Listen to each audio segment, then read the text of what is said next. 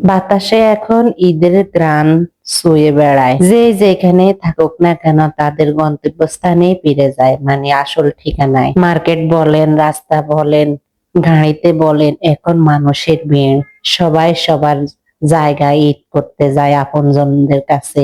আসসালামু আলাইকুম, সবাই কেমন আছেন? আলহামদুলিল্লাহ, আমি অনেক ভালো আছি। আমিও সবার মতন আমার গন্তব্যস্থানে যাব, সেই জন্য বাসায় এখন তাড়াতাড়ি করে নিজে জামাগুলা সব সেলাই করে নিতেছি।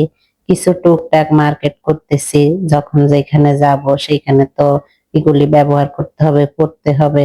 বাসা বাড়ি আমরা যেভাবে থাকি, এক জায়গায় যাইলে তো অনেক পরিপাটি হয়ে থাকতে হবে, তাই না? তো সবকিছুর মাঝে একটা কথা বললে হবে না, আমরা যেহেতু কন্টেন্ট ক্রিয়েটার হয়েছি, কিন্তু আমাদের তো প্রতিদিনের সবগুলো রিলস বলেন, বড় ভিডিও বলেন, এগুলি সময় মতন আমাদের আপলোড করতে হবে, দিতে হবে। ঈদের দিন আমরা তো অনেক ব্যস্ত থাকি, বাচ্চা কাচ্চাকে রেডি করতে হয়, নিজেরা রেডি হতে হয়, বাসায় যদি কোনো মেহমান আসে তাদেরকে আপ্যায়ন করতে হয়। তো আমরা যাই করি না কেন, সবার আগে আমাদের ফেসবুকের দিকে ফোকাসটা করতে হবে। যে সময় সময় পাই না কেন সেই সময় আমাদের রিল, আমাদের ভিডিও গুলো আমাদের আপলোড করতে হবে। ঈদ তো মুসলমানের একটা বড় দিন, অনেক বড় একটা উৎসব।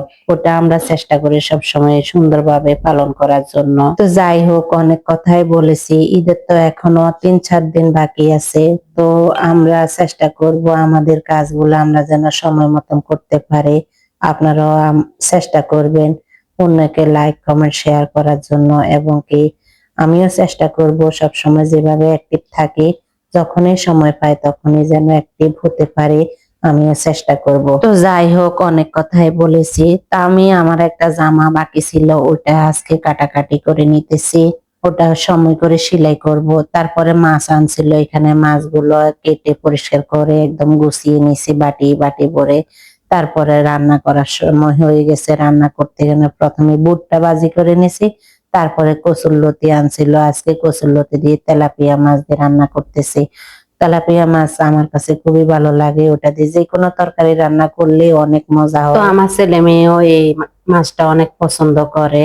তো যাই হোক, অনেক কথাই বললাম। তো এখানে আমাদের ইফতারের সময় হয়ে গেছে। তো প্রতিদিনের মতন আলু চপ, বেগুনি, পেঁয়াজু, বরিন্দা, জিরাপি এসব বাহির থেকে নিয়ে আসছে। আমি বাসায় শুধু বুটটায় ভাজি করে নিছি। তো এখন প্রতিদিনের মতন আমার হাজবেন্ড এটাকে মেখে চোখে নিতেছে। তো আজকে 25 রোজার ইফতারিটা আমরা এইভাবে করলাম। আপনারা কে কিভাবে করলেন অবশ্যই কমেন্টে জানাবেন। তা আজ এই পর্যন্তই, সবাই ভালো থাকবেন, দোয়া করবেন। আর ভিডিওটা ভালো লাগলে লাইক কমেন্ট শেয়ার করে পাশে থাকবেন। আল্লাহ হাফেজ।